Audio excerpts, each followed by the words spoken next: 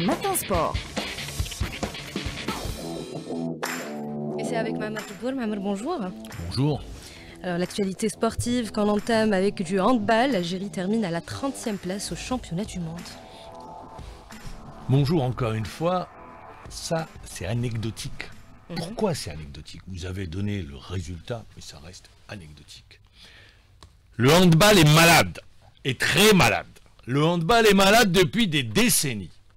Le dernier bureau fédéral n'a fait qu'accentuer le malaise dans cette discipline. Vous l'avez dit vous-même, 30e place. C'est-à-dire, encore une fois, on est dans le bas du tableau. Si on devait faire des similitudes, juste pour rappeler aux auditeurs, la France, qui part dans les années 80, en 1983, c'était au jeu de l'attaquer, l'Algérie battait la France. L'Algérie était devant la France en handball. L'Algérie était devant l'Égypte et la Tunisie, largement devant. Dernière victoire, c'était marquante avec un titre continental, c'était à la Salle Harsha à la fin des années 80, en 1989. Mes souvenirs sont bons. Depuis, la France aujourd'hui fait partie des 4 meilleures nations, si ce n'est l'une des meilleures nations au niveau mondial. L'Égypte fait partie des meilleures nations, des 8 meilleures nations au niveau mondial. Et d'ailleurs, hier, ils n'ont perdu qu'au buzzer contre la France. C'était pour une qualification en demi-finale. La Tunisie, qui était dans notre groupe, également, nous l'avions battu la dernière fois en 2014. Mais depuis, d'année en année, de mal en pis, le handball national est tiré vers le bas. Pourquoi? Il y a toujours des explications.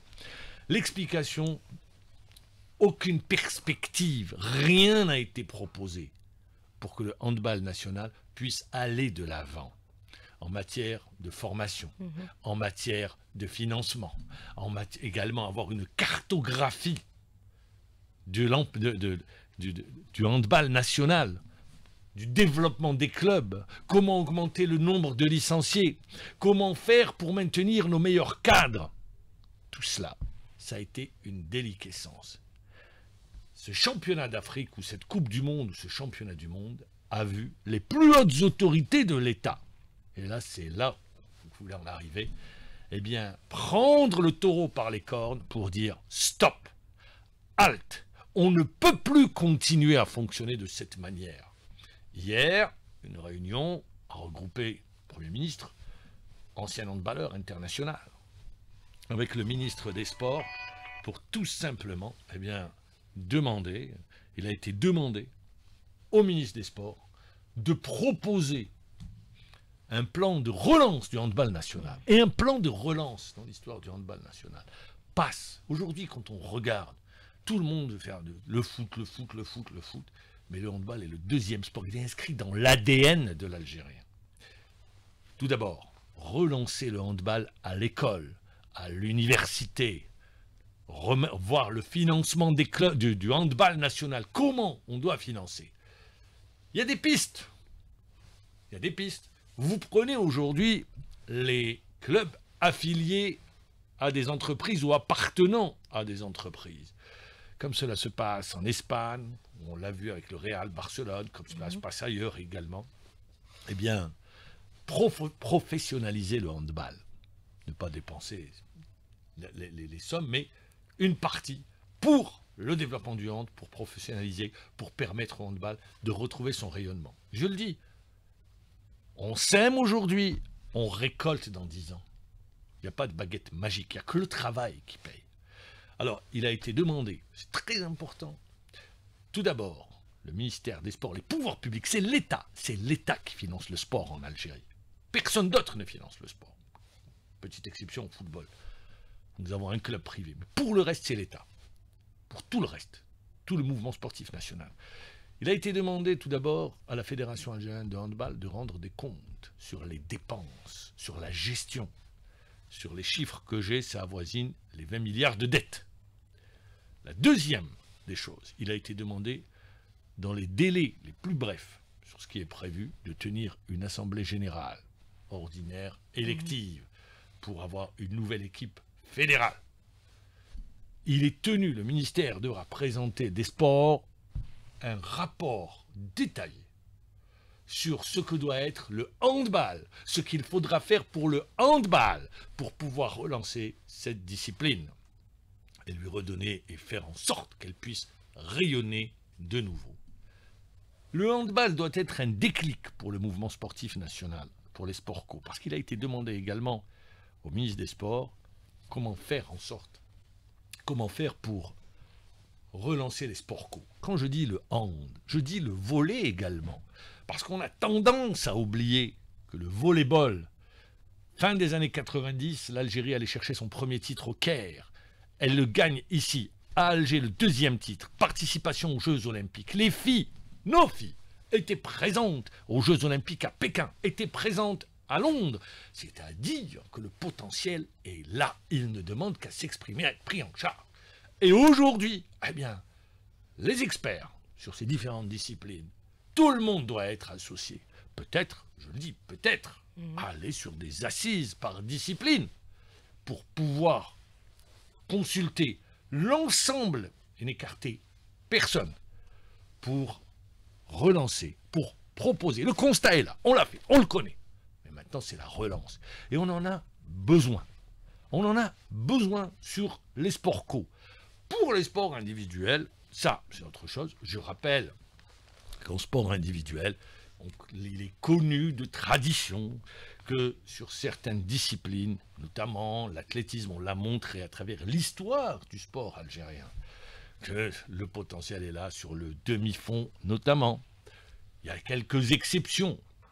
Je cite la hauteur, où on a eu un grand Hamad, où on a eu un grand Belfast. La boxe, nous avons des traditions sur les sports individuels. D'autres sports peuvent se développer sur les sports de combat, le judo. Donc, quand on a tout cela, la photographie réelle de notre sport, de ce que peut être le sport algérien, et aller, parce que l'objectif c'est d'aller récolter des médailles, de gagner, d'être vainqueur, d'être compétiteur en mettant les athlètes dans les meilleures conditions pour pouvoir aller concourir et aller chercher des médailles. Donc, je le rappelle, ce qu'on doit retenir, c'est aujourd'hui, il est demandé au pouvoir public, les plus hautes autorités de l'État ont demandé au pouvoir public, au ministère des Sports, de proposer tout un travail dans les plus brefs délais sur la relance du handball et des sports co. C'est ce qu'on doit retenir ce matin, avec après l'Assemblée générale ordinaire et élective, mais surtout la famille du handball aujourd'hui est devant ses responsabilités. Ce qui a été fait, malheureux, comment relancer, réfléchir.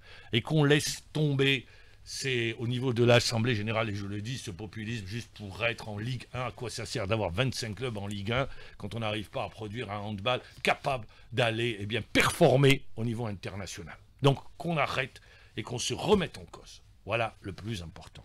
On passe avec le football. Le football. Championnat de Ligue 1. Ah, ça va mal. Ça va mal, l'USMA d'Alger. Ça va mal, l'USMA d'Alger est en panne. L'USMA d'Alger est en panne de victoire. L'USMA d'Alger ne gagne pas. L'USMA d'Alger n'avance pas. Et du coup, après la défaite contre le Mouloudia d'Alger, elle a laissé des traces hier. Bien qu'en infériorité numérique, ils sont partis chercher un nul. C'est ce qu'ils pouvaient faire de mieux contre le Paradou Athletic Club. Boulbina a marqué son 12e but depuis l'entame de la saison. Et grâce à Belkacmi, je rappelle, il y a eu l'expulsion de Kevin Mundeko qui a été expulsé, et puis Belkacmi a égalisé. Sur ce match nul, on va écouter Haddou Moulay. Il est au micro de Rostom Yahya Cherif. C'est sûr, on cherchait les 3 points, mais le match nul, c'est un bon résultat pour nous. Malgré qu'on a raté des occasions nettes en deuxième mi-temps, mais c'est ça.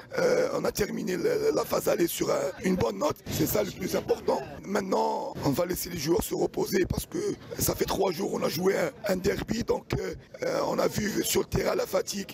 Il y avait un peu de fatigue. Mais maintenant, on va préparer la phase retour dans un bon état d'esprit. Voilà, préparer la phase retour.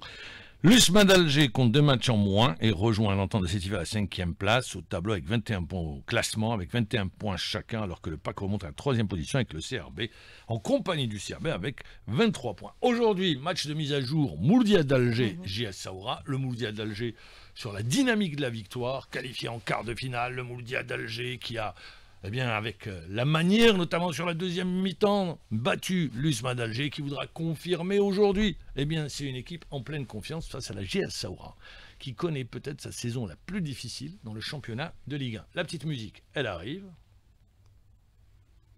Toujours pas. Toujours pas, la petite musique. On l'a perdu, c'est pas grave. Allez, on va enchaîner la Champions League européenne aujourd'hui avec des matchs. Alors, il y aura Barcelone-Atalanta. Ça, c'est une belle affiche. C'est la dernière journée, hein, je rappelle. Il faudra voir le classement. Le Bayern doit absolument gagner devant Bratislava. C'est le Stade Brestois face au Real Madrid. Il y aura également Inter-Monaco, Juve-Benfica, sans oublier.